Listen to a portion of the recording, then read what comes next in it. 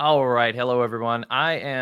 This is Kyle Whittington here, and I am joined by Kevin. Um, and instead of, I guess, introducing Kevin here, Kevin, why don't you tell us a little bit about yourself and where you're coming from? Sure. Well, thanks for having me, Kyle. First, I don't have my own channel to bring you onto my channel or anything, but I've thought long and hard about if I ever made a YouTube channel, what would I call it? And I think I would call it the non-traditional Catholic, and that has to do with how I grew up. And I'll kind of explain a little bit why I would call my hypothetical YouTube channel the non-traditional Catholic. After I kind of just tell you, I give you my brief presentation. My normal introduction takes about an hour and a half. I'll try to keep this one to about an hour and 20 minutes. Kidding, of course. But so my name's Kevin. I was born and raised in the Northeast. So born in Pennsylvania, grew up in New Jersey. And my grandparents are Irish immigrants. When they moved to the United States, they founded a church. The name of that church, I'll say the name of the church. It's Our Lady of Fatima Chapel in Pequannock, New Jersey. And Our Lady of Fatima Chapel was one of those churches that kind of had the identity crisis post-Vatican II, where it didn't know if it wanted to go SSPX or FSSP. And it wound up going FSSP. That church that my grandparents founded has a school in the basement of the church. But it's an FSSP school, and it is tiny. My dad went to that school. My mom went to that school for part of her schooling, and I attended that same school for 1st through 8th grade. It's an FSSP school, so there's mass every morning.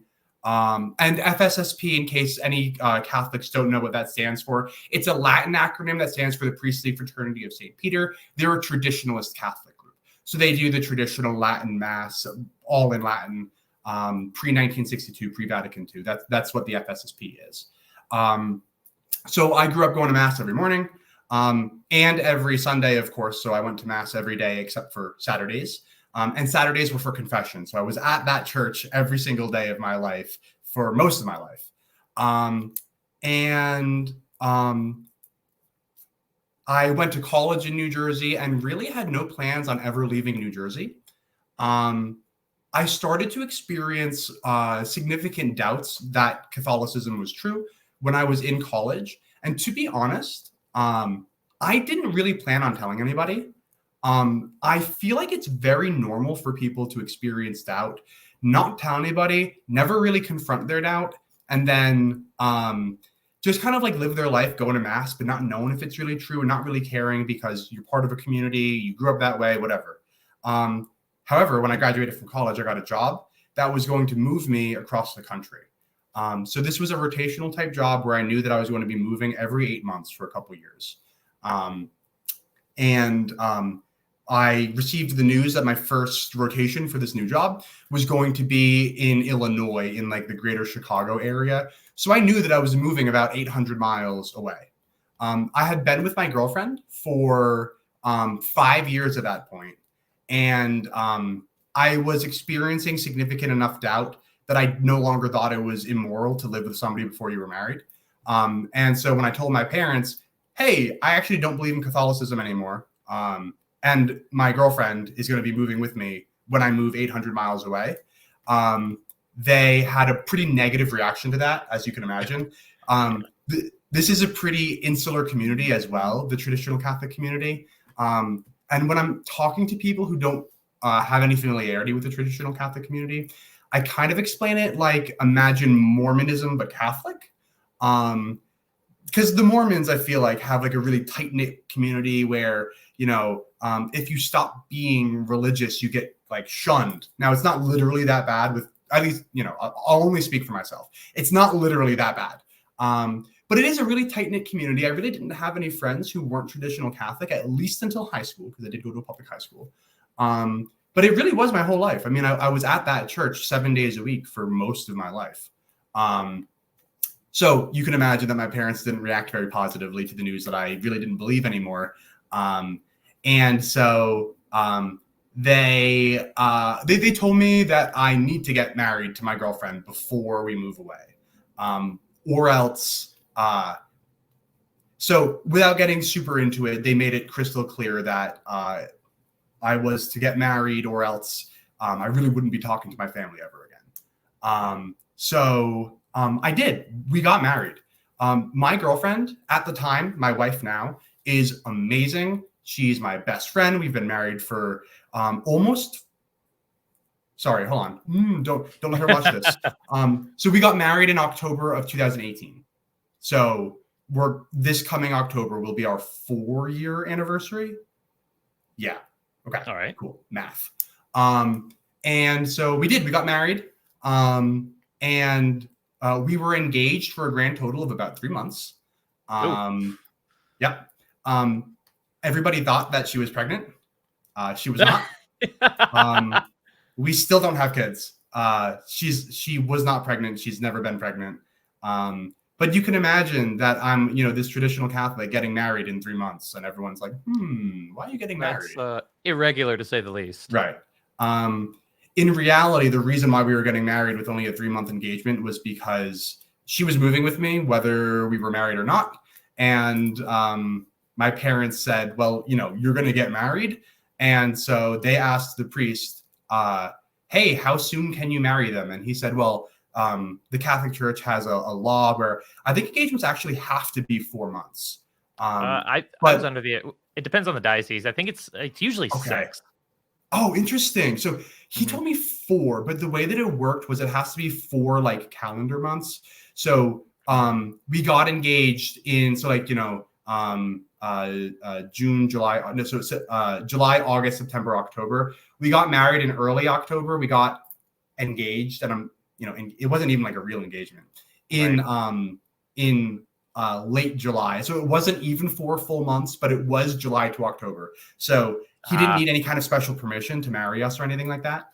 But we got married in like a really short, like 15-minute ceremony.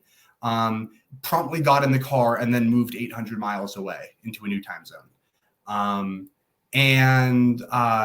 I really didn't talk to my family a whole lot after that, because you can imagine that I was like, upset at being, at the time I would have called it like coerced or strong-armed or something like that. And for a long time, my family and I had like a pretty bad relationship. We've fixed it since. Things are definitely much better now than they were like 4 years ago. But I'm still not Catholic. Over these past 4 years, now, to be clear, I was like engaging in the philosophical side of the religious discourse prior to my getting married. And I was already starting to have doubts. But then getting married was the thing that made me like, kind of decide like, geez, if I'm going to be making such like a life-altering decision, like getting married at 22 in like with a 3-month engagement, I better like really figure out if I believe this or not. So I started deep diving super hard, and I realized that I didn't believe it. I got married anyway, which, to be clear, I do regret getting married so young. I do not regret marrying my wife. She's the best thing that's ever happened to me. I just wish that we did it on our own terms, not on my parents' terms. So then in the years since then, and so just to, for added context, I'm 26 now, turning 27 in a couple months. Got married when we were 22. So it's been almost 5 years, not quite, like 4 and change since then. But over those past 4 and change years, I've just been like really digging into things. I'm still not Catholic, at least not a practicing Catholic. Now I've been baptized and I've never been excommunicated. So am I still Catholic? I guess technically. Okay, so fun fact. Technically, yes, until you write like a formal letter to your bishop, like announcing your apostasy. Like then you, on paper you are, but exactly. Yeah. And what does that really mean? I will tell people that I'm an apostate. Like I use that word freely. I don't think it's a dirty word or anything like that. And I'm definitely not a practicing Catholic. But I've never written that letter, and I've never been like, publicly excommunicated. So I am still Catholic if you want to talk about it that way. But that's actually not where the non-traditional Catholic name comes from. So I'm Catholic in the same way that like Jewish people are Jewish, if you think about it from a cultural perspective. So it's very normal for a Jewish person to say, yeah, I'm Jewish. When was the last time you went to temple? My bar mitzvah, I don't know, when I was, 16 or 17, whatever it is. So it's very normal for Jewish people to be Jewish culturally, but not religiously. It's not normal for Catholics to be Catholic culturally, but not religiously. Very few people will say like, oh yeah, I'm Catholic. I mean, people do call themselves Catholic and like they don't go to mass, but like there's a lot of people who will say that I'm an atheist and I'm a Jew. There's not many people who say I'm an atheist and I'm a Catholic. And I kind of think it would be cool if we could, because I grew up Catholic, it's my culture. I was a master of ceremonies, the highest ranking altar boy in like the traditional Latin mass. So I still have all these Latin prayers memorized and stuff like that. Like I was in it, man. My confirmation name is John Vianney, the patron saint of priests, because I thought I might want to become a priest. My brother went to an FSSP seminary. He discerned out. But my cousin is in an FSSP seminary, and he's in his 3rd or 4th year, so he's going to be a priest. So my family was, in it. That's how I grew up. Culturally, I'm very much so a traditional Catholic, even though I don't believe it anymore. So that's kind of where the name the Non-Traditional Catholic comes from. So when I eventually make my own channel, I'm going to call it the Non-Traditional Catholic, and that's why. That was super wordy, so I'll end it there. But that's just like a little bit about me, where I've been and where I'm going. Well, if you'll excuse a little bit of humor, hey, you may not still be practicing, but I gotta say, just with the friendly interchange that we've had, the traditionalists seem to create a friendlier apostate. So, I can appreciate that. I like to think so. Yeah, on the subject of the like the Jewish thing, I remember seeing a stat that's actually like ethnic Jewish people actually have like the highest rate of being atheists, and that's just because they're descended from the tribe of Judah. But you mentioned we don't go to temple, and well, for clarity of words, the reason why is because the temple's been destroyed for almost 2,000 years. It's synagogue. Yeah, exactly. So in that regard, like they can't really worship, and they haven't been able to for the past almost 2,000 years. So, but anyway, but so 67 AD, right? 67 70 AD. 70. I was close. So 3 years off. And all right, when we're dealing multiple millennia, 3 years, what's the difference? It's a rounding error. Exactly. So okay, well that's awesome. So okay, so you did this, you enjoyed it. It's really refreshing to hear someone say that they left the church because of it's like I dove into it. There were some things that I found flawed, and like just having some intellectual integrity, you chose to leave. With the final straw being the, hey, you have to get married. One of my first initial thoughts on that actually is if you ever do find your way back into the church, you might consider getting your wedding convalidated, because that screams like illegitimate marriage to me. But I'm not on the tribunal, so what do I know? So okay, but we both really consented to it. We both consented to it. We could have said no. Now there was like the emotional side of it, where like maybe you want to make that argument. I won't make that argument today. Sure. And I did consent to it. Like during pre-Cana, like the first question. So I really liked the guy, the priest who did our pre-Cana.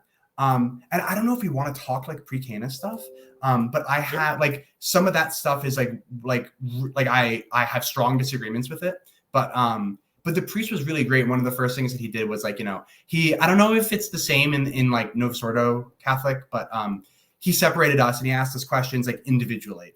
Some of it was like, are you related? And we have to be like, no, we're not related. It's just part of the deal. But one of the questions is like, are you being forced into this marriage? And so I said no. And my wife, then girlfriend, said no. So I don't know. Right. Yeah. Who knows? Yeah. So that's pretty cool. So outside of the conversation, I've already forgotten the word. What was that thing that you said, like a philosophical aspect of Aristotle that you said you disagreed with? That was kind Hylomorphism. Okay, so why don't you tell us a little bit about that? Because if you're like me and never heard that word before today, let's get into that.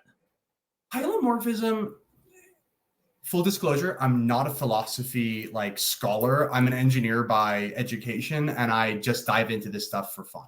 But hylomorphism is almost, I think about it like a blanket term almost for the entire theory of like substance and form. People who accept hylomorphism agree that things are not their accidents. So accidents is that other term, but that should be familiar to Catholics. Transubstantiation is precisely like hylomorphism, like, you know, at work, you know what I mean? So the entire idea that something can be bred, but only the accidents are bred. Its true substance is the body, blood, soul, and divinity of Jesus Christ. That comes from hylomorphism. So modern science would not say that substances exist, not in the way that Aristotle says that they exist. Right. Modern science would say like a thing is its accidents. So like if a thing has bred molecules, then like it's bred. That's what modern science would say.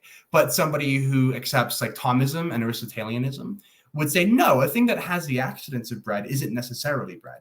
Something can have accidents of bread, but it can have the substance of the body, blood, soul, and divinity of Jesus Christ. And Catholics believe that this happens every day at Mass. Mm-hmm. I don't think that's true. So I don't think that a thing can have accidents that are different than its substance. In fact, I don't believe that accidents and substances exist. I think that is it's my opinion that that's just incorrect science.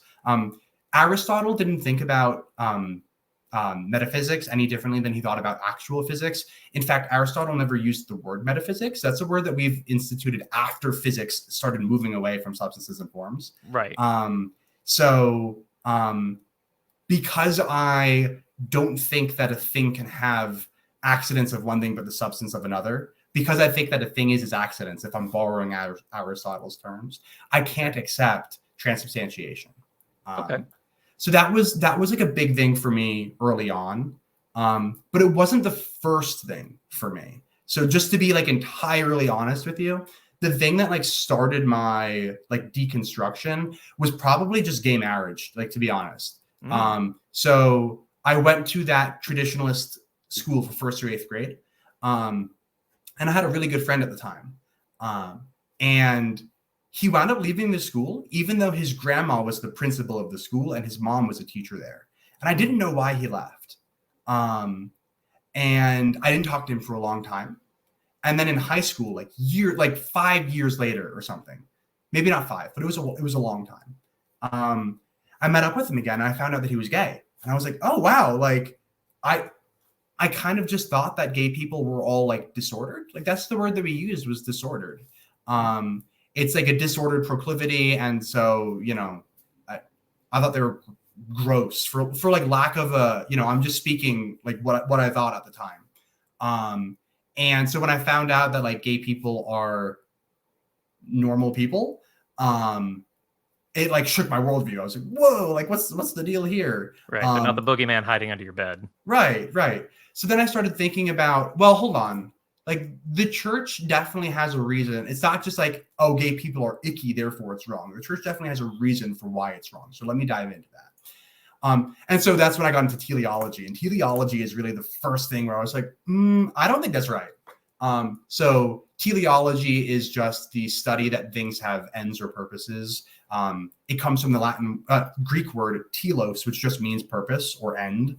And it's one of Aristotle's four causes. There's 4 causes: the material, the efficient, the something, and then the final cause, or the telos. The final cause, the telos, teleology, it's all the same thing. And the Catholic Church says that the telos of sex is procreative. And so any sex that isn't procreative is wrong.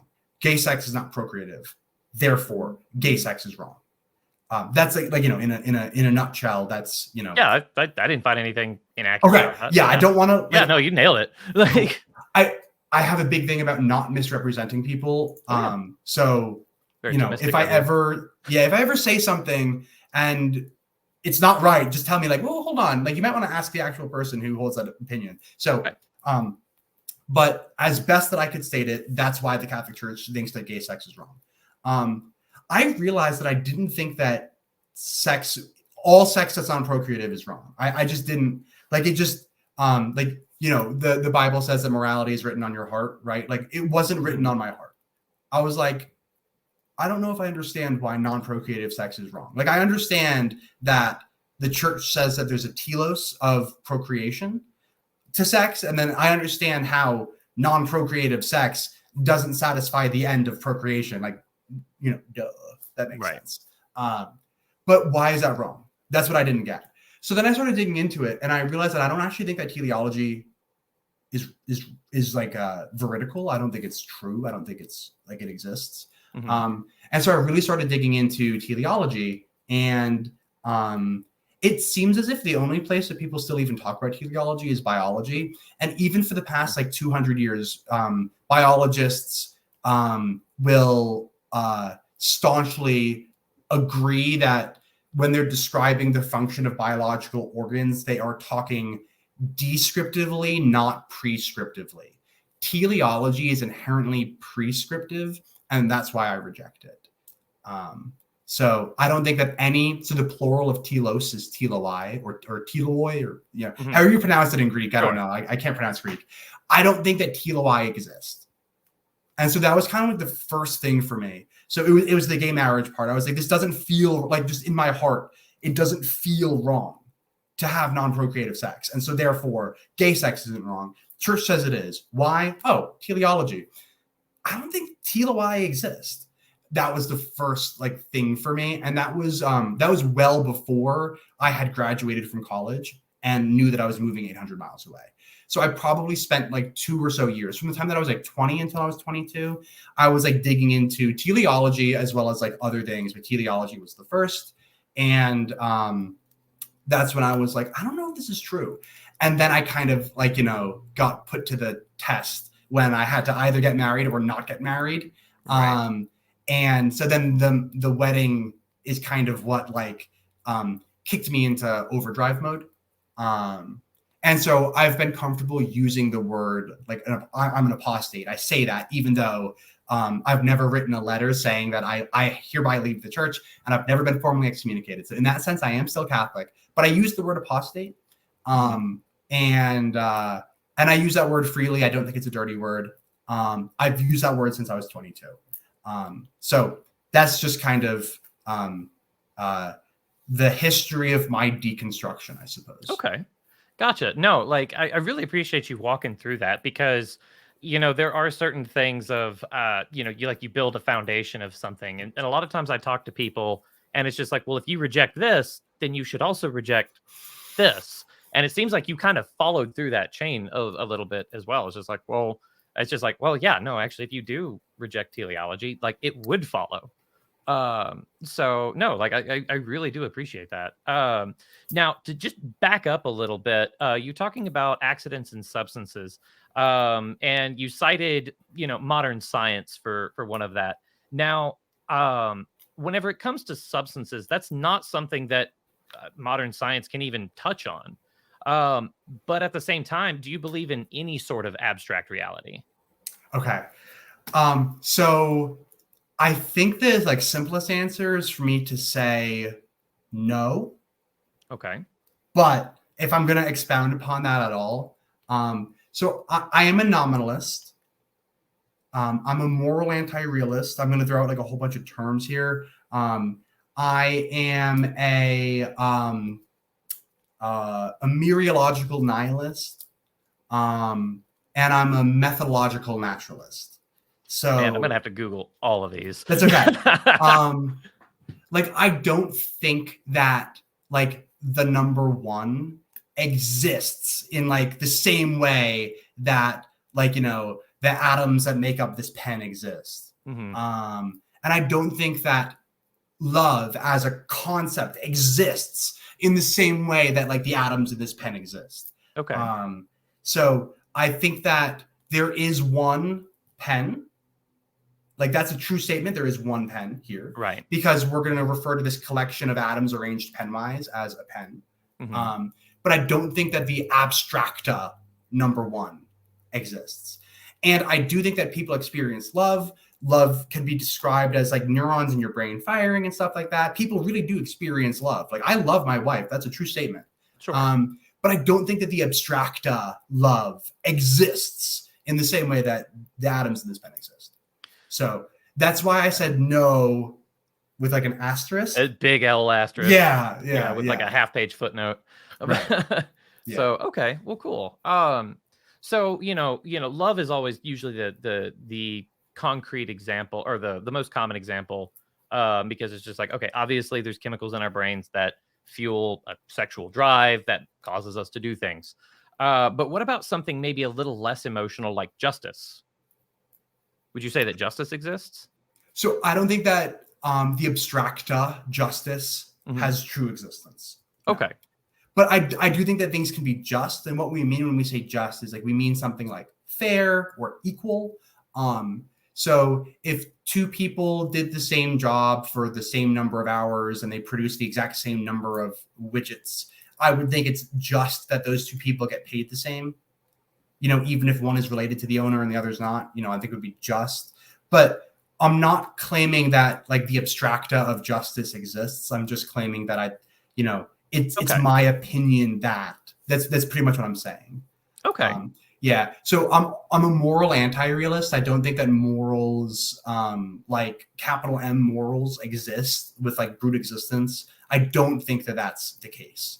So likewise, I don't think that justice exists with like a capital E exists. But I think things can be just. But at the end of the day, I think that it's it's not a thing that has true existence. Gotcha. So okay. All right. So and then just as this is going to be the final question in this. So for instance, like let's say that I murder my wife and then get complete completely get away with it, like, and I suffer no consequences from it, whatever. Would that be an acceptable situation to you, or you say like, yeah, that's fine? No, I definitely think that it's not good to murder people. Okay, well, cool. Yeah, but you might ask me, what do you mean by good?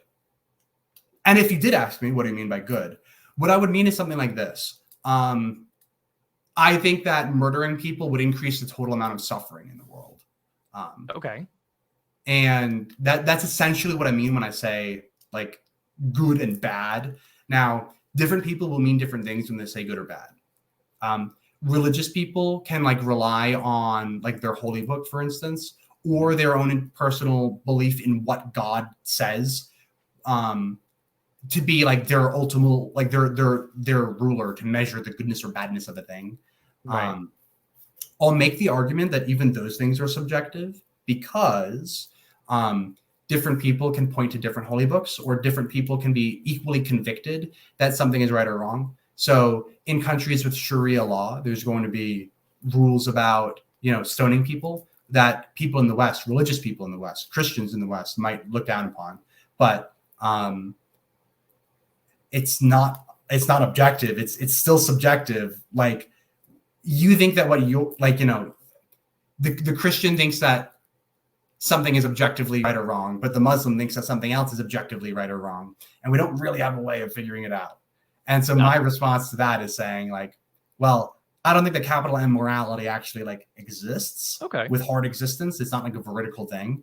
But we can just decide, like me and you together, we can just be like, hey, suffering, we want to avoid suffering. So let's call things, so let's call things that increase suffering bad, and like things that increase. And we might not even agree. Like maybe we don't always agree that suffering is right or wrong. Like, okay, that's fine. It's all subjective, so. Right. Well, like when my son, like if I say, hey, don't touch the hot pan, and he touches the hot pan and he burns himself, I don't really feel that bad for him, even though he is suffering, but it's just like, well, in that case, it would be a good thing, because it's just like, well, you're not going to do it again, Yeah. So you might even say though that by touching a hot pan once, you're actually going to decrease the lifetime worth of suffering, because you're touching it once so that you never touch it again. Yeah. Okay. I could see that. Yeah. So, okay, cool. All right. So Another thing is just we kind of mentioned it a little bit, and you walked us through your web of beliefs. A lot of times, it has a like a central core that kind of holds it all together. Uh, uh, sorry, I just uh, uh, you mentioned earlier about like different holy books and stuff like that. A lot of times, somebody will hold at the core of everything. There's like, I believe that the Bible is real. Therefore, if you reject the Bible, it follows that you're not going to follow down the same path. So if we're on like step 6 or 7 and we have wildly different conclusions, well, I mean, that makes sense because we started off in 2 different directions. So, and you walked us through yours. Just it wasn't really a web; it was more like a structure. But one of the things that I personally hold it's one of the center things that I've got at my core beliefs is belief in the resurrection. The science professor in college gave me this analogy where they were talking about the nucleus of an atom, and that if you were to increase the size of a nucleus of an atom to the size of a marble, the electrons would take a football field to go around that. Now, somebody once said that if you take that into consideration, you're mostly just empty space. At which point, my science professor said, like, okay, if you really believe that you're mostly empty space, slam your head on the desk and watch what happens. Like, so in that regard, so I kind of, in my head, I kind of hold the resurrection as that this appears to be so, but I believe that this is true. Therefore, I can't really accept that. Now, flip that around and it works too. Of like, well, I don't really believe this can happen. Therefore, the resurrection must not be true. So, I guess that was a very roundabout way for me to say, what do you think about the resurrection? So I no longer think that the resurrection actually happened, but I actually did hold on to my resurrection belief longer than I held on to the Catholic label. So in college, in like 1 year, I like at the beginning of that year, I would have called myself Catholic, and like traditional Catholic even. Right. And then within a short period of time, I started thinking about myself more as just like a Catholic, like probably not traditional Catholic, because I found certain things in that movement to be distasteful, but I'm definitely still Big Ten Catholic, definitely. And then I wasn't even Big Ten Catholic anymore, but I was definitely still Christian. In fact, I went to Cru meetings, Campus Crusade for Christ. It's like a very Protestant thing, but I went to Cru meetings in college and stuff like that.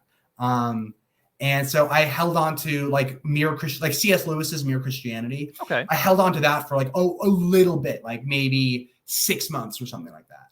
But then I even dropped that and I fell into like a deism where I was like, okay, I actually don't even think that Mere Christianity is true anymore. And the Mere Christianity is probably where the resurrection belief fell off.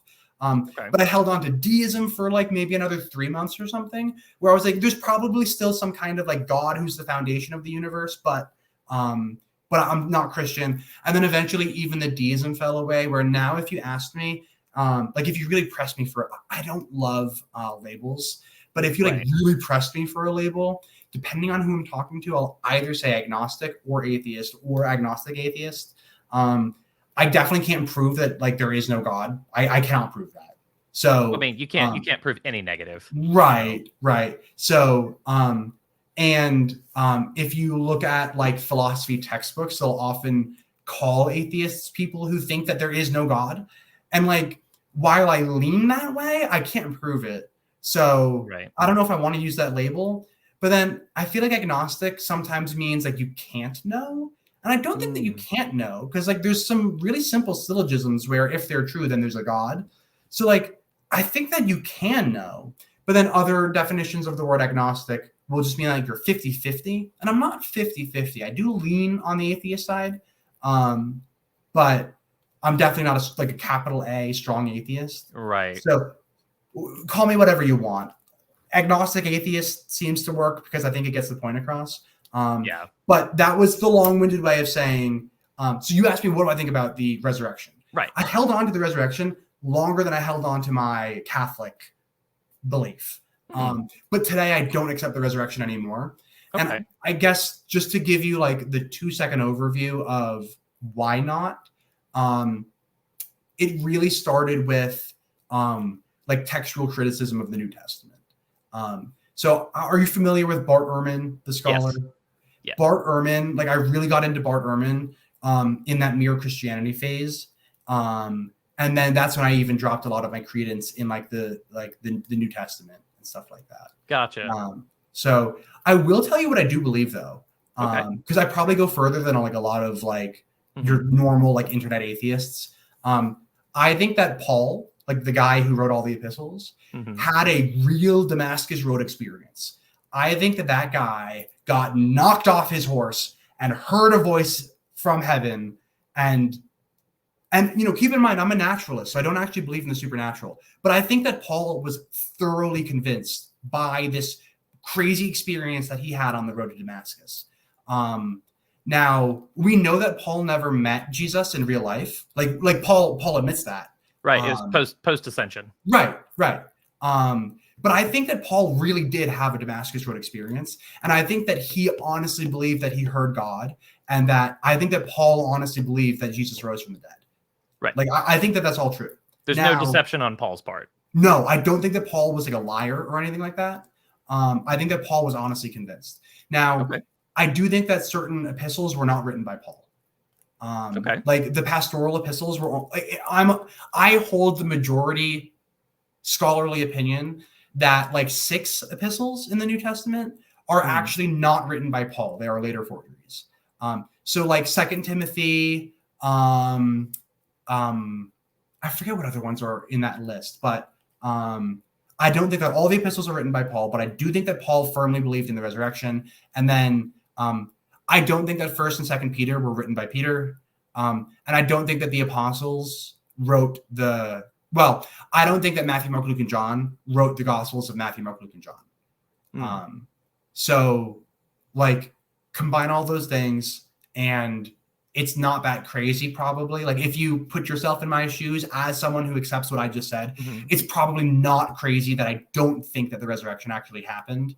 But it's pretty undeniable in my opinion that Paul definitely thought that something went on. Like Paul had a real Damascus Road experience. Right. And I mean, you know, a lot of times, you know, people will use like the martyrdom of the apostles as a, you know, kind of as a proof, which really and truthfully, that's only proof of sincerity. For instance, you know, if that's proof, well, then 9/11 is proof that Islam is true. So because it's just like it really doesn't prove whether it happened or not. It can only really prove sincerity. Yeah. So on that note, what about the other 11 apostles? What do you believe that what their fate was and what the intention was? So I don't think that we have great evidence of their martyrdom, except for Peter. I think that we do have good evidence of his martyrdom, and James. I think we have good evidence of his martyrdom as well. Okay. James's martyrdom seems to be more political than religious, though. It seems to me like James was put to death for like causing a disturbance more than like anything else. And then Peter, I firmly believe that Peter, like, so my confidence level in this isn't super high since we don't have many great accounts of Peter. And the accounts that we do have, a lot of them, like 1st and 2nd Peter, I'm very convinced that those are not written by Peter. But I think that the actual historical Peter believed that Jesus was raised from the dead. Right. For sure. And I think that pretty much him and Paul are like responsible for like founding Christianity. And I think that Peter was put to death for believing that Jesus like started this new religion. Like I think that Peter is like an authentic martyr. I think that James was put to death for causing a disturbance. Is that a martyr?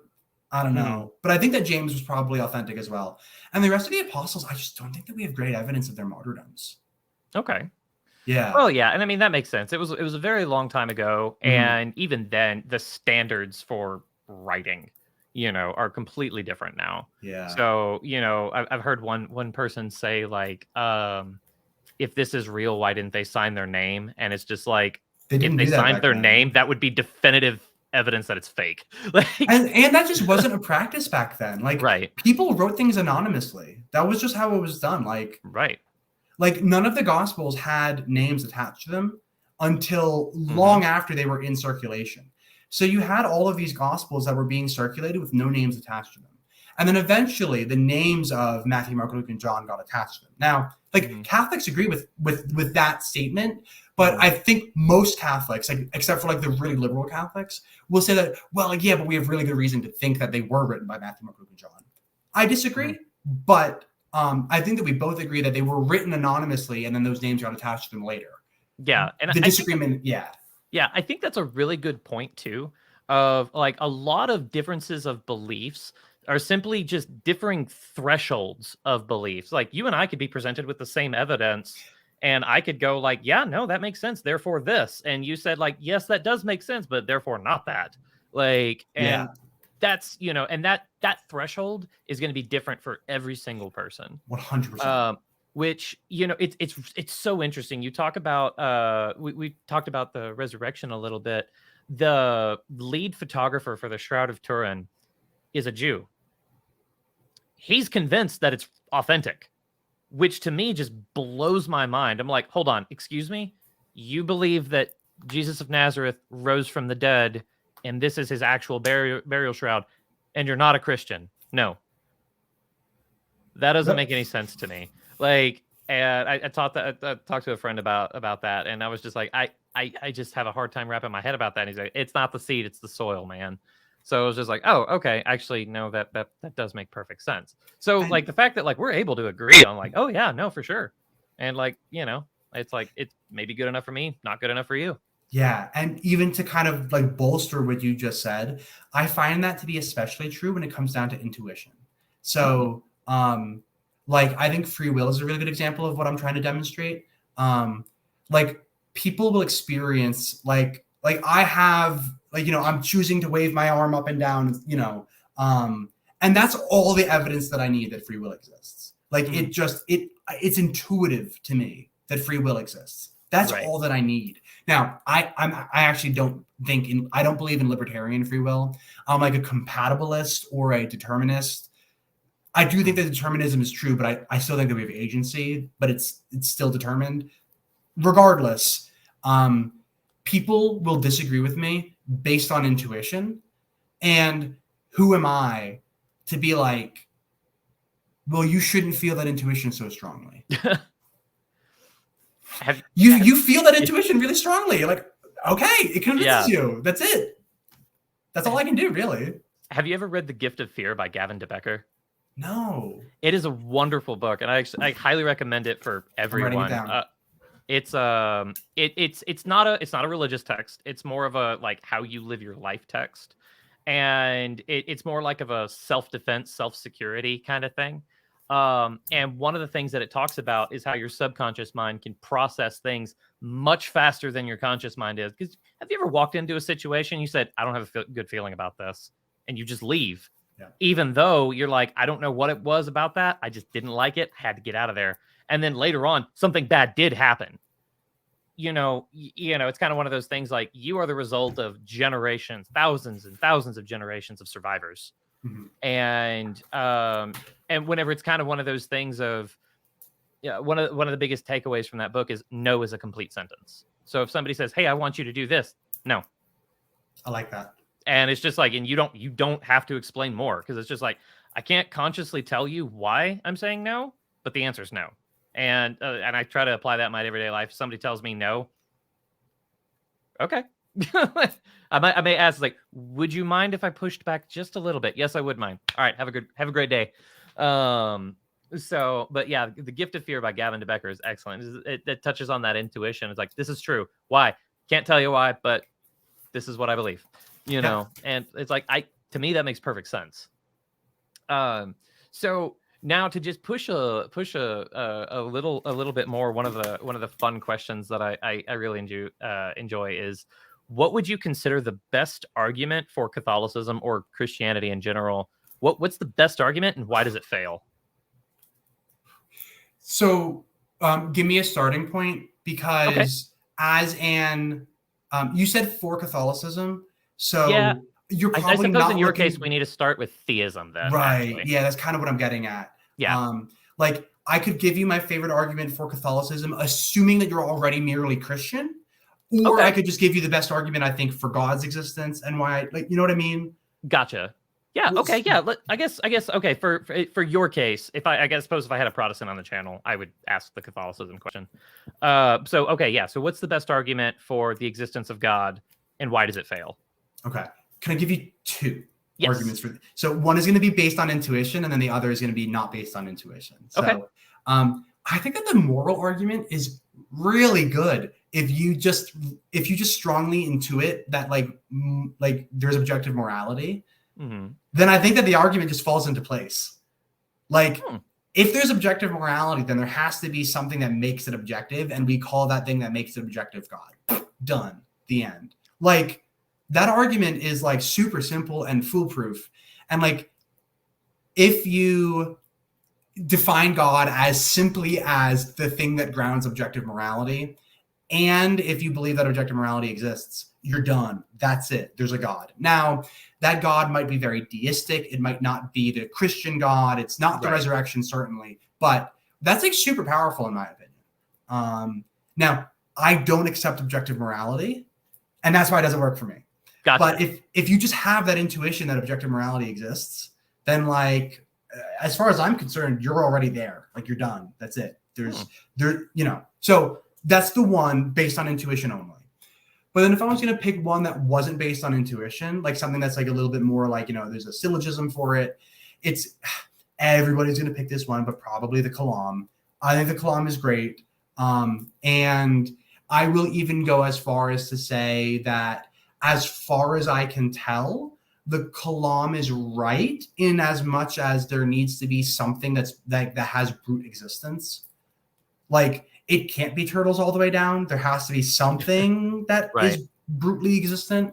Now, where I think that I don't think it's even fair to say that I think that the Kalam fails, because I don't think it fails. It just doesn't go far enough to make you believe in a God. It just makes you believe that there is like a base, like an existent, that there's a layer of reality that exists brutally. It just exists. Turtles are standing on a ground. Like, yeah.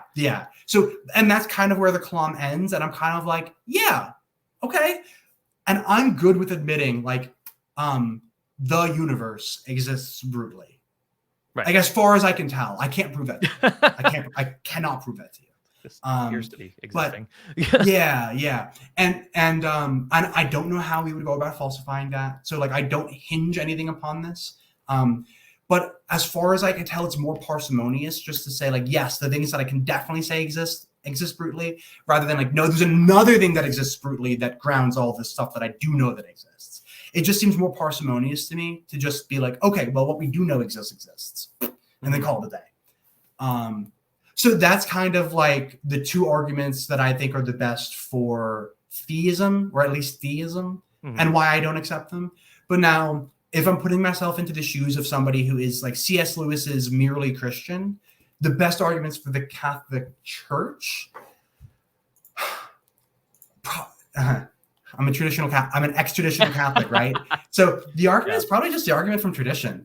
Like, Jesus said to Peter, "You are rock, and upon this rock I will build my church." Singular, not churches. The only church that's been, like a line of succession all the way back to Peter is the Catholic Church. Now, I actually push back against the line of succession back to Peter, because I think that the early history of the church is really, really muddled. Like, do you know the name of the sixth pope? Probably Sixtus. Sixtus. Yeah. Do you know what Sixtus is Latin for? The six. The six. We don't know his name, so we just call him Sixtus. We have no idea who he is. We know nothing about his life. Your fifth child, Quentin. Yeah, kind of. But we literally know nothing about Sixtus. We just know that there must have been a sixth pope. So let's just call him Sixtus, even though we know nothing about his life, and move on. Also, who was the second pope? Linus. Are you sure it wasn't Clement? So I can't remember where it's written, but they call you're not wrong. Clement the fourth successor after Peter. So his fourth successor, therefore, is fifth. There were church fathers who disagreed. So, Augustine thought that Clement was the third pope. but like Origen thought that he was the second pope or something like that. Sure. So people as early, like this guy would have been pope, like the second and the third pope would have been popes in the like 60s and 70s and 80s and 90s AD. Mhm. And people in the 200s and 300s AD can't get that right. Like Yeah. who was when. So I think it's murkier than like a lot of Catholics will give credit for. But the argument from tradition doesn't necessarily hinge upon the name of the person who was the sixth pope. Okay, Right. his name, we're going to call him Sixtus. Who cares? Yeah. I think that the argument still holds. So if you're like merely a Christian and you like theism is under your belt already, and you're asking me, what do you think is the best argument for Catholicism, accepting that you're already a Christian? Probably just the argument from tradition, and that's probably not surprising given how I grew up. Yeah, exactly. So like, if you were convinced again of like the resurrection, it's just like, well, let's step back into the Catholic shoes and see how these fit until, whatever. So only to push back a little bit for the sake of a thought experiment, if I only accepted the resurrection, I might not be Catholic yet. Okay. And the reason I say that is because I still think that things like hylomorphism are wrong. Okay. And so like I can't really accept transubstantiation without accepting hylomorphism. So if I'm only at the resurrection, then I think that I'm still Protestant or merely Christian. Okay. But the best argument for the church is still the argument from tradition. I just don't think that the argument from tradition can like force me to think that hylomorphism is true, if that makes sense. Gotcha. No, yeah, that does make sense. Now, I'm going to put up a thought, and I want you to tear it down because it's a half thought. I won't tear it down, but I'll respond to it. Okay, fair enough. Okay, so if resurrection is therefore true, therefore love exists in an abstract form, therefore wouldn't substances exist? I don't think that just because the resurrection happened, that definitely means that abstracta exists. I think I would need to know, like I think I would need something extra. Because I can imagine a world where like a God exists, but abstracta don't. You know what I mean? Fair enough. So I guess, okay, so let me explain a little bit like how I think about the resurrection. So I actually just seeing how you're more educated on a lot of this than I am, I'm going to guess I'm not going to shock you by saying differently educated. It's okay. Not, yeah. Fair enough. But there were other like messiahs that claimed to be messiahs prior to Jesus who died. And the reason why, and it wasn't in the Jewish culture at the time, it was not illegal to claim to be the Messiah. Jesus was executed because he claimed to be God. He was executed for blasphemy. So, but what sets Jesus apart from those other failed messiahs is that he rose from the dead. So I kind of treat the resurrection as kind of that, well, what you're saying could be true. Oh, you came back from the dead. Oh, okay. No, definitely everything you said is true. So that's kind of how I view it in my head. It's kind of like that stamp of verification. So, yeah. Yeah, I don't think I even necessarily disagree with anything that you just said. Mm-hmm. Except I don't think that Jesus ever said that like abstracta exists. You know what I mean? Oh, like, yeah, never explicitly. so like I can still imagine this world where like God exists, Jesus really did raise from the dead, but abstracta still don't exist. Like I can imagine that. Yeah. And so for that reason, I'm not necessarily going to go from resurrection to love exists, like as an abstracta. Right. You know what I mean? I can imagine a world where like God exists, but love is still at the end of the day just neurons in your brain firing in a certain way. Right. Do you ever, this is just kind of a fun little thing, do you ever wish that there was something like explicitly spelled out in the Bible that people like argue about? Like for me, it's just like, oh, by the way, Peter's the Pope and he's the Bishop of Rome, and therefore he's like, I mean, it's not explicitly spelled out, so it's just, but do you ever find it like, I wish this one thing was explicitly spelled out? I definitely used to, a lot more than I do now. Right. In this sense, now I don't have a horse in the race, so in that sense, it kind of doesn't make a difference to me, Right. But when I was Catholic, and particularly in college, when I was going through like my deconstruction, I definitely wished things were more spelled out in the Bible, particularly because things could be like like the church is really good at defining things. Like Yep. you go read all the councils and stuff, and they define things like really well. But that doesn't work on our, our Protestant friends. They don't care what a church council says. Exactly. Sola necessarily. Scriptura. Yeah. So I definitely did wish that things were better defined in the Bible when I was like still Catholic and trying to make other non-Catholic Christians Catholic, if that makes sense. But today I feel way less like I just care less about it today. Sure. Just because I don't have a horse in the race anymore, kind of. Gotcha. Yeah. Okay. Yeah. No, that makes sense. So earlier you mentioned how okay, if you were convinced of the resurrection, you might become a Protestant. So in my head, I kind of now, so I'm a convert too. I converted whenever I was 18. So I watched your video about the free pizza. Yeah. You could tell it was not a strenuous intellectual journey for me. I suppose the intellectual journey came in keeping me Catholic. Yeah. But so for me, Catholicism is now default. There's obviously 10,000 steps in here that are missing from this line of thought, but it basically follows of if resurrection, then Catholicism. But you said I think I might just become Protestant, and does that fall into that hylomorphism because you wouldn't be able to accept transubstantiation?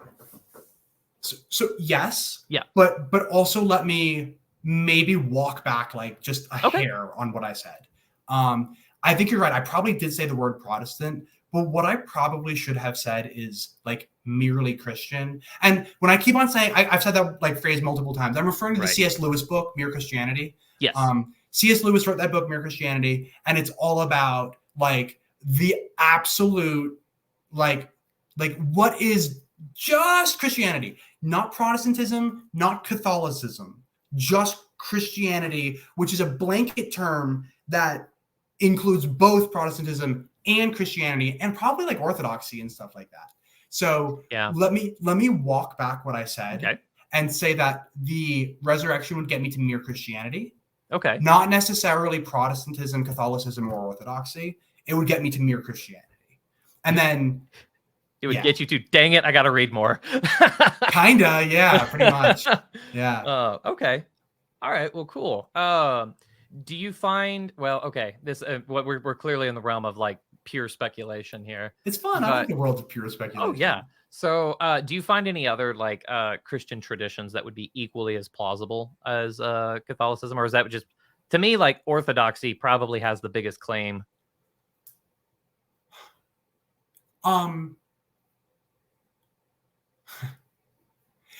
This is a tough one for me, and let me tell you why. Now that I lean towards there not being a God, it's hard for me to measure the minutia, what is more plausible in the minutia when I'm not even convinced of the base level stuff. You know what I mean? Gotcha. So it's hard for me to say what's more. Let me say a word in favor of both non-Catholicism and Catholicism. Okay.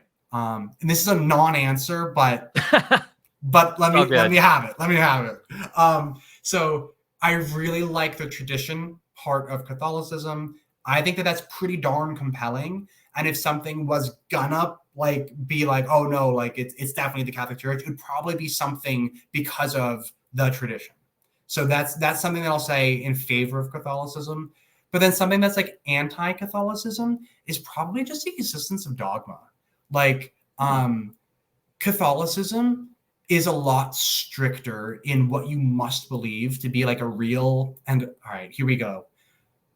I almost said a real Catholic, and that would mean that I'm calling a whole bunch of people not real Catholics. That's certainly not what I mean to intend, but I don't know. I don't think it's necessarily unfair for me to say that you have to believe in transubstantiation to be a Catholic. That's pretty darn core to what it is to be Catholic. So if you don't accept transubstantiation, it's really hard for you to be Catholic. I know 70% of Catholics don't believe in transubstantiation. Right. Put that aside. Just put that aside for now. I'm going to ignore that. But I think that it's just a lot harder to be Catholic than it is to be Protestant or merely Christian, from just the sheer number of things that you must accept to be Catholic. Transubstantiation being one of them. Yeah, no, that's, I mean, you've got scriptural backing for how difficult that is. Straight from scripture, whenever Jesus during the bread of life discourse, he was like, this is a hard saying. Like, it's like, yeah, nobody's disagreeing that's a big one. And then the apostles were like, the crowd is leaving, Jesus. Don't you want to call them back and be like, I was just kidding? And Jesus is like, nope, I said what I said. Yeah. And it's just like, I said what I said. Do you want to leave too? And, do you want to leave too? Yeah. Yeah, basically. Double down. I feel like, Peter's response is, where else would we go? I almost take that as like, do you have any recommendations? Yeah. So that's one thing that, sorry, I'm stammering. One thing that I often do push back on people, because you've been in rad trad discussions where it's like, oh, this X person isn't Catholic. I always am pretty quick to remind people that bad Catholic is still a type of Catholic. You might want to argue that I'm still a Catholic. By definition, on paper, you are. Yeah, right. That's what I mean. Yeah. So and that's why. So I'm bad. I'm trying to be better and hold me accountable. Hold me accountable. But sometimes I'll say something like they're not a real Catholic without like thinking about it, because that's just kind of I don't mean to badmouth like rad trad culture or anything like that. It's how I grew up. I'm fond of it in many ways, but there is this like element to rad trad culture where it's like we're the only real ones almost, you know what I mean? Right. And so that's still kind of part of me. And like I'm trying to be better. And I think I catch myself most of the time, but I'm not perfect. And you saw me, like, I think I said it and then I walked it back. But at least I walked it back, so I'm improving. But yeah, so that's just part of how I grew up. It was part of the culture of how I grew up. So I'm working on it. I do have to say, like, the amount of intellectual honesty that you have showed here is just, quite frankly, refreshing. And I'm sitting here like I'm going like, okay, I could adopt that, So it is quite refreshing, because a lot of these times these conversations get so heated and so and so with your appreciation of let's say beauty, if you believe in such a thing, would you ever see yourself going to like a solemn high mass with like an orchestra or something like that, just for the appreciation of the thing? No. Okay. Yeah. And I drew a line in the sand for myself, like shortly after the whole wedding experience.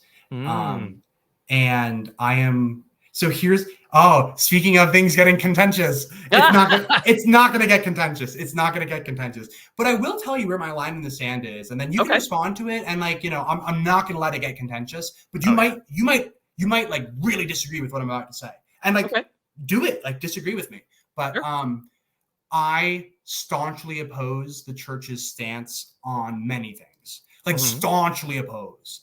Like I am as pro gay marriage as you can be. Like and the fact that the church is against it, in my opinion, is like really bad. Not just like a little bit bad. It's like really bad.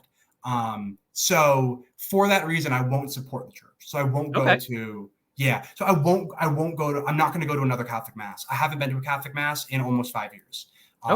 The last Catholic thing that I went to was my own wedding, and like driving in the car for 14 hours after getting married, I was like, I'm not stepping foot in a church again. Because by the time that I actually got married, I was kind of where I am today, where I'm like, well, no, that's not even true. I've made a lot of improvements in terms of like not being angry about it. I was very angry at that time. But one thing that hasn't changed for me is that I'm not going to support a Catholic mass. I'm not going to go to it because I staunchly oppose the church's views on many things. But like the big one for me is gay marriage. But then also just like cohabitation in general, I don't think is wrong. And I feel like the church treated me pretty poorly maybe it's not even the church as much as it is like my specific cultural familial context. So maybe I'm Right. not being fair, but um, I'm not going to go to a Catholic service, Hmm. like as much as possible, even insofar as like I might not attend certain people's weddings if they're getting married in a Catholic church, because I don't think I can support it. Like just Yeah. I don't think I'd be able to sleep well at night. Um, Well, yeah. like I it's mean, you heard in my. Yeah, I'm not going to disagree with you because you heard in my conversion video. I said that if Catholicism is untrue, it's the most diabolical thing on the planet. So, like, I really like. He's like, I can't support the church on this. It's like, no, yeah, I get it. Like, I'm not it's a going to go freaking as thing. far as to say it's the most diabolical thing, but what I will say is that I think that they've gotten a couple of really important things really, really wrong.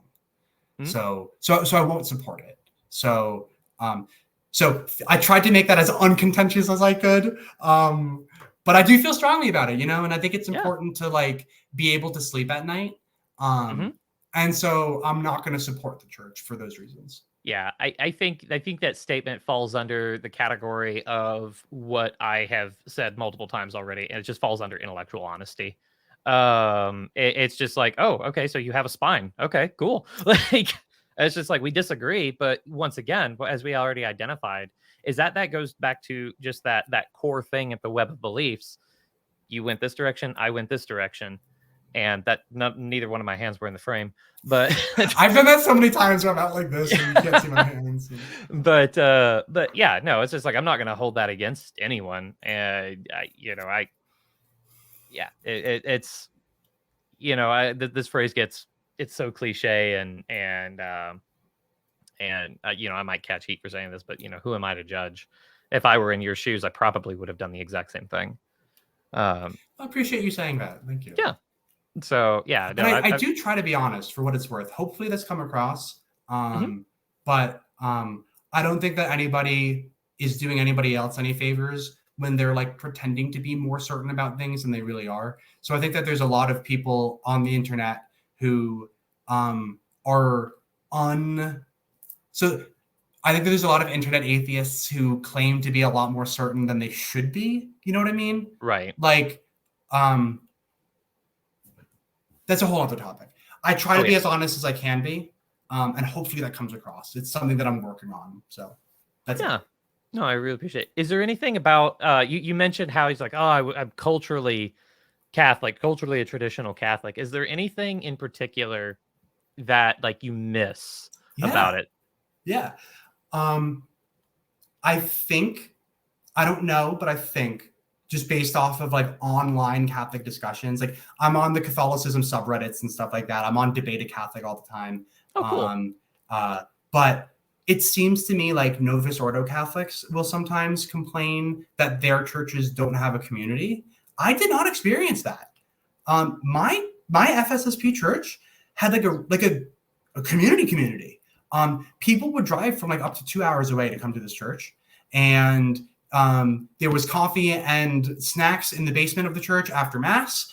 And I went to the youth groups, and we would do like all the big Catholic holidays. We would get together at the Knights of Columbus Hall and have like Mhm. a big luncheon or like a big dinner, like St. Patrick's Day, St. Joseph's Feast Day. And we would do the traditional Irish food and Italian food for those two holidays. The community aspect of it is something that I think is sorely missing, not just from like non-Catholic people, but even from a lot of Catholic people. Right. And the Trinity community, at least my Trinity community that I grew up in, did that really well. And this is a whole other topic, but I even think that like if more Americans got together every Sunday and they had dinners together and we were like a real community, I think that there would be less crime, less school shootings. There would be like less pick your bad thing, and I think it would decrease. Like I think that it's just good for people to be part of a community, and it's good for people to have a support group. And we are a social species. No man is an island, and community is super important. And I really miss the community that I had. I won't join a church just for the community because I don't think that it's true, like what the church preaches. But I Intellectual do. honesty. Right. So, but I do try to foster a community wherever I am. So I'm not a Yeah. native to Lexington, Kentucky, but I've made a whole bunch of friends and I have a really good group of friends. and we hang out all the time. And, you know, when we get sick, we check in on each other, and we make dinner and have our friends. Like, you know, we do all the stuff that that I was doing when I was part of a religious community, because I think the community is really important. I think that my church did it really well, and I miss it. Yeah. Have you been able to find any sort of other community outside of that, like especially in like the where you are now? No, not like an official one, not one that not one that I like I just have my friends, you know what I mean? But it's not like we were all gathered around one uniting thing. So I haven't found a book club that has been able to replicate what the church can do. Gotcha. I haven't found a sports league that can imitate what the church can do. I haven't found a group of musicians who can simulate what the church can do. The church was like uniquely good at building communities. At least it was up until really recent history. And again, I'm only saying that based on the online conversations that I've seen of modern Catholics who lament that their churches don't have a strong community. Mine did. Right. Well, you know, in every single situation, whatever, you're always going to have the rule and exceptions. So, you know, just because things are going really well or really poorly for you, that doesn't necessarily mean that's the universal truth. So one of the big takeaways that I'm getting from this is that you believe that like we should do away with air conditioning. Yeah, 100%. Get rid of air conditioning. Yeah, get rid of air conditioning, because I was reading a thing and it made a really good point of like when air conditioning became a thing, it forced us all inside of our houses and we stopped talking to our neighbors. Yep. So air conditioning. I actually didn't know where you're going with that, but that's super funny, actually. Yeah. Interesting. So like, because think about this, like when was your house built? Like 2003 or something. You don't have a front porch. No. You don't need one because you're not hanging out outside because you have air conditioning.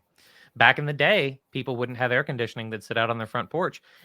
Like to me, like I've talked to my neighbors a handful of times. Yeah. But, and you know, it's nothing against them. It's just that like, I don't know. I don't really want to talk to you, you know, but had no air conditioning. We'd all be out on our porches. We'd see each other. We'd naturally just talk and we'd get to know our neighbors. So, I like that. Yeah. So yeah, it was so funny because I recently hosted a reunion of college friends, and we were spending time in downtown St. Louis and doing all sorts of stuff. If you're ever in St. Louis, there's this thing called the City Museum, and it's like a jungle gym for adults. It's great, but this was also in the middle of July, so it wasn't exactly cold. So once we got done with that, we went to a wonderful deli, Blue City Deli. Once again, really small, not exactly cold in there because the door's always open. And then we went to Anheuser-Busch for a tour. And you can imagine they keep the beer cold. And we walked in there and it was just like stepping into a meat locker. And my friend's over there like, the miracle of air conditioning. And I go, yep, it ruins society. That's super funny. I did not know that. Yeah.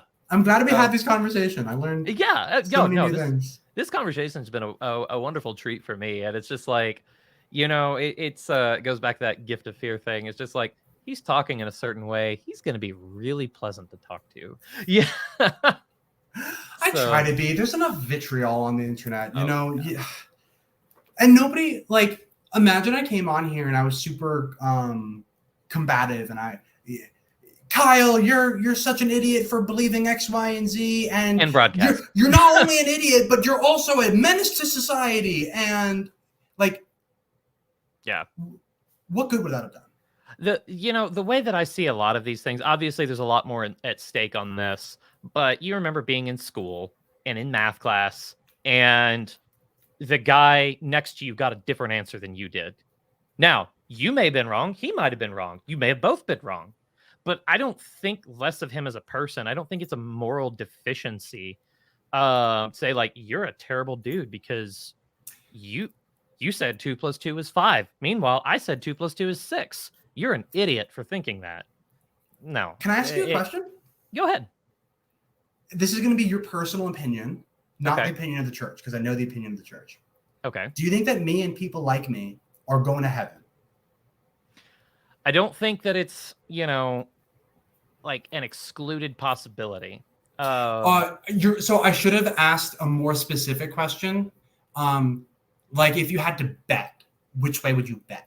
Because I know that the church says no, nothing outside the church, but, and then there's a, you know, Right. There's the, like, it's never impossible. But there's a lot of Catholics who kind of think, like, the more liberal Catholics think that everyone's going to heaven. But the way that I grew up was, Our Lady at Fatima said that people fall to hell like snowflakes from the sky just over the sin of purity alone. So I grew up thinking, like, not even everyone in these church pews is going to heaven. So that's how I grew up. So I'm just curious. Sometimes when I talk to, like, staunch believers, I'll ask them, and sometimes I'm surprised. Sometimes the people who I think are liberal will be like, no, probably not. You need to, like, accept Jesus. And sometimes the people who I think are really, like, conservative are like, who knows, man? Maybe you are. I don't know. You know what I mean? So it's just, and it doesn't make a difference to me either way. If you tell me that you think that I'm going to hell, I'm not gonna be, like, insulted. Like, I firmly believe that I'm not qualified to make the call. Yeah. However, if, gun to my head, make a decision here. You ever get the feeling that you're going to say something that's going to bite you later? Here we go. I would say that if there are going to be certain people in heaven that are going to surprise a lot of people, if that's even a possibility. But I do believe that, hell is real. A lot of people are going to go there, including a lot of Catholics. And I would say that by not being Catholic, you put yourself in grave danger of going to hell, though it's not necessarily a guarantee. And that's my mild and nuanced opinion of it. No, that was perfect. Yeah. Yeah. And I promise you, I'm not offended in the slightest. I promise. Yeah. No, I just like to ask that question. Because wouldn't have had you on if I thought that you would be. So no. I pride myself on, like, making friends with people who are going to challenge me. I think that's, like, how you grow as a person. And so if I was, like, afraid of having conversations with people who, like, think I'm going to go to hell, I wouldn't talk to half as many people as I do. So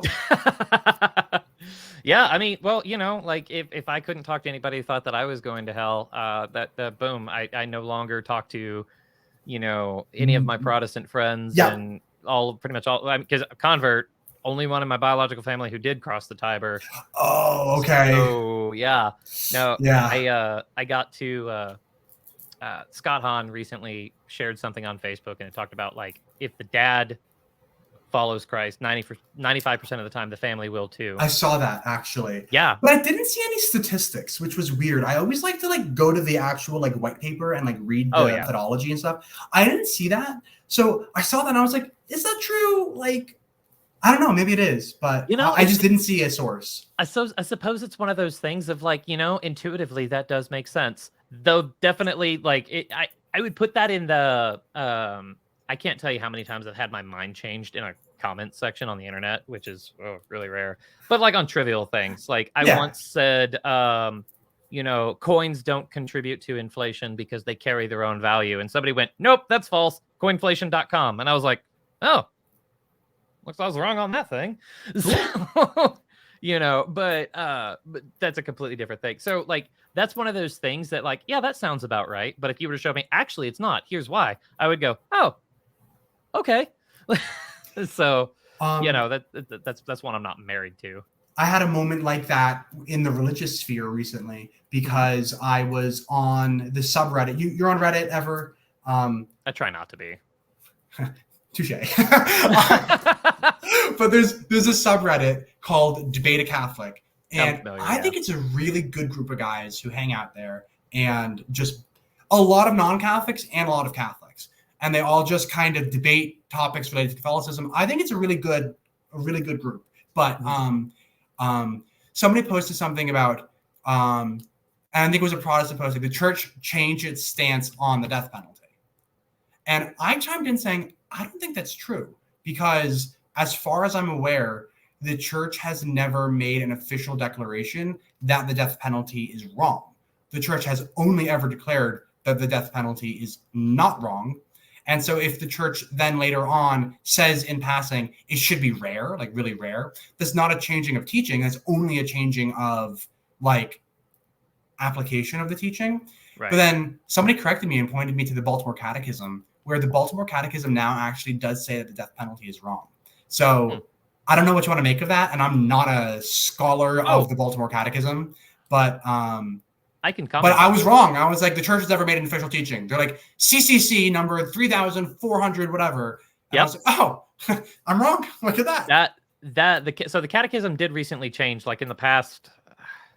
I think the 2018 was when the edit was made. Okay. And literally, so you've got the green book, and it's now the blue book. Okay. And so literally, and the only difference between them is the question on the death penalty. Oh, interesting. Yeah. Okay. So the way that I always understood that is that like the church, quote unquote, changed its opinion on charging interest on a loan as well. And people will sometimes cite this as like, oh, church teaching can change. So the reason for that is that, well, things are a little bit more clear now. There's a different situation. Something like the death penalty, that's a disciplinary thing, not dogmatic. Now, the church didn't change its tune on human dignity. And the way that I kind of look at it is because even before it said, that it's only in rare circumstances that follow this. The Blue Catechism now basically says those scenarios that we laid out don't exist anymore. The classic one the classic example that I say, like, oh, the death penalty would be acceptable in this is a fictional one. But are you familiar with the Dark Knight, the second of the Batman, the Heath Ledger Joker? Yeah, that's a good one. They put the Joker in jail, and yet he's still wreaking havoc. They just can't stop him. In this, in my completely fallible estimation, in that scenario, the death penalty would have been acceptable for the Joker, because had they executed him, they could have ended the whole thing, ended a lot of suffering, ended a lot of death. But because of Batman's misguided sense of justice, rooted in his pride,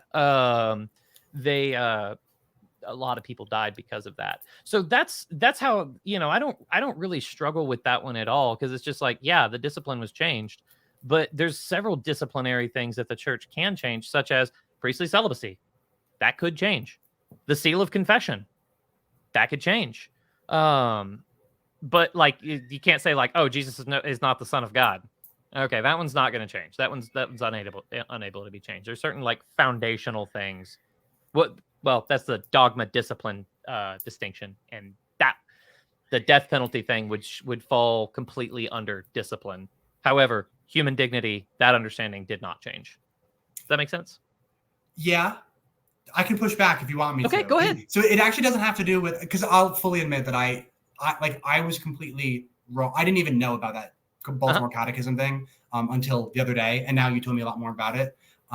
But I actually do think that the church did change its stance on usury as well as on slavery.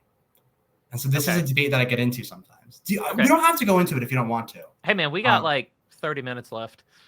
Okay, let me just tell you in a nutshell. I'll let you respond to it. Yeah. And then I don't want this to be like a debate. So I'm not going to go back and forth with you, 15-minute opening, 50-minute opening, nothing like that. Geez. But you can tell by the look on my face, I'm not having a good time. So here's my my nutshell stance on both usury and slavery. So it appears to me like the church just straight up changed its teaching on usury. And it was declared infallibly at a council. Was it Nicaea? It was one of the really early councils where they said that charging interest on a loan is wrong, but they changed their tune. I did read a really long essay by, it was like Patrick Madrid, or it was like Scott Hahn or someone. Okay. About why that's not actually a change. It's just like a more clear definition. And I'm going to be honest with you and tell you, I don't remember what the argument was. I just remember getting to the end of it and being like, I don't know, I'm still not convinced. And then I haven't thought about it much since then. So clearly I'm not prepared for a real debate. We might have read the same article. Okay. All I remember is reading it once, being like, I'm not convinced, and then not coming back to it, to be fair. So it's not like I've done a super deep dive or anything. Right. And then the other one is slavery. So the church did declare slavery to be not it's not contrary to the human person. It's fine to be a slave. It's wrong to mistreat your slaves, but owning slaves qua owning slaves is not wrong.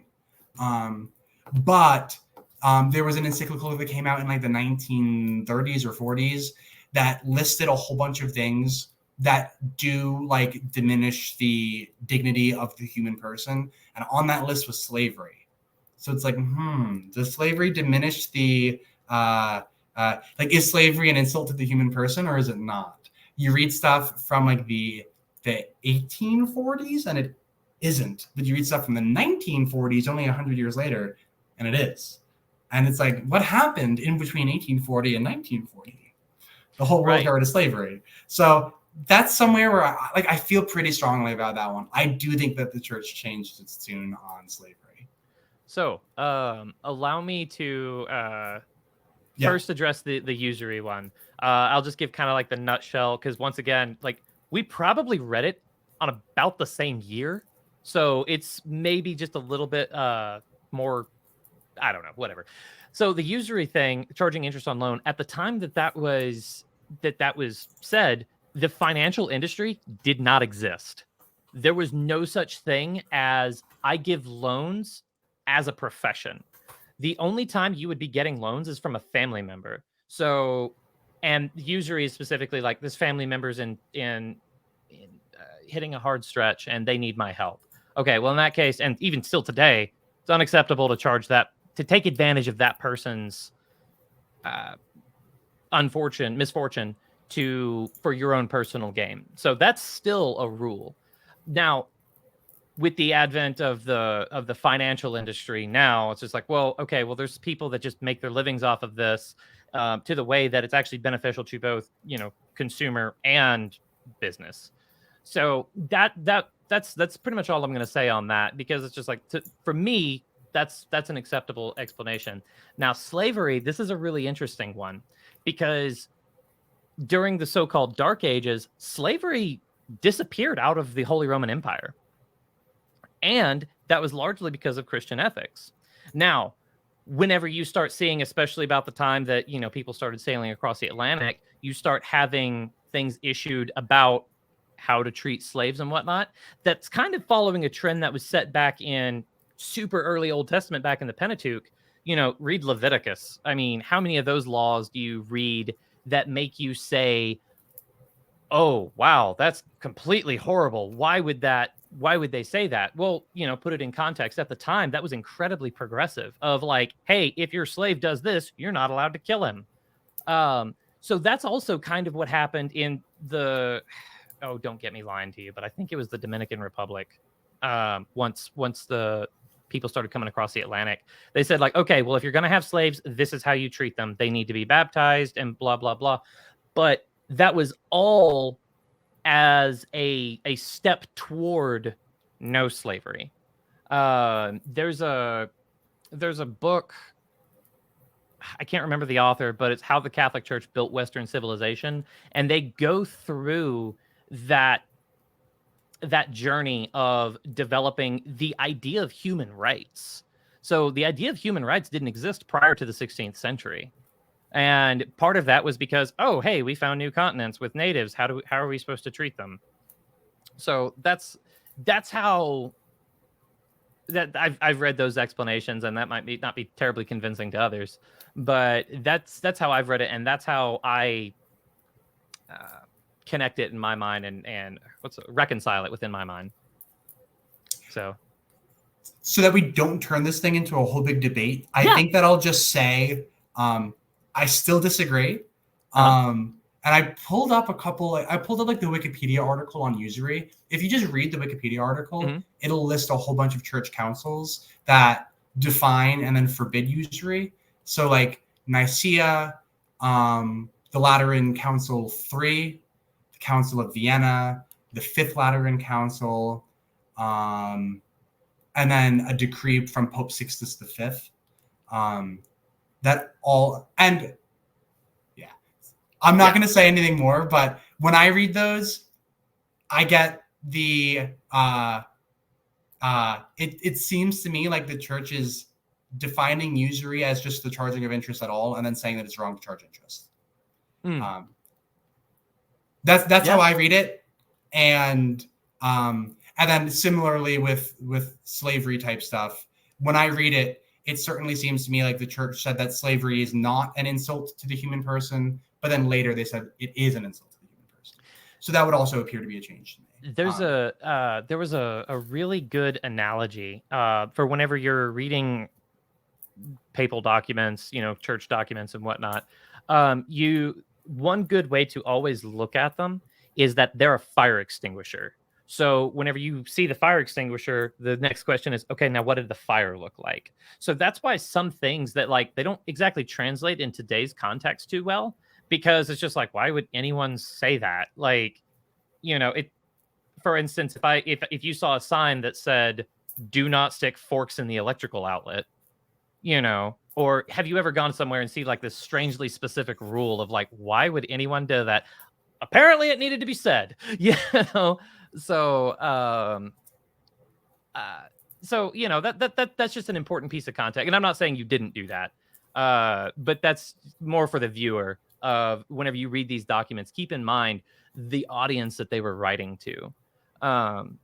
So yeah, well, hey, and I'll just tell the audience, don't take me at my word. Same. Read these things yourself and come to your own opinion. Don't just be like, oh, that Kevin guy seems like he knows what he's talking about. He doesn't. Don't listen to him. That Kevin guy, he knows nothing. Read it for yourself. Come to your own conclusion. I just wanted to make sure that nobody thought that I'm an expert in an area that I'm not. Oh yeah. Hey guys. Also, Kyle only has a high school diploma and some IT certifications, and that's it. So you have two novices, playing on the playground right now. Yeah. So, but if we bring up some good points, feel free to look into it more. But yeah, no, Kevin, this has been an absolute joy to talk to you. Is there anything else that you'd like to add before we close it out? Only that I hope that nothing that I said came across as insulting to the church, to the chapel that I grew up in, or to my family.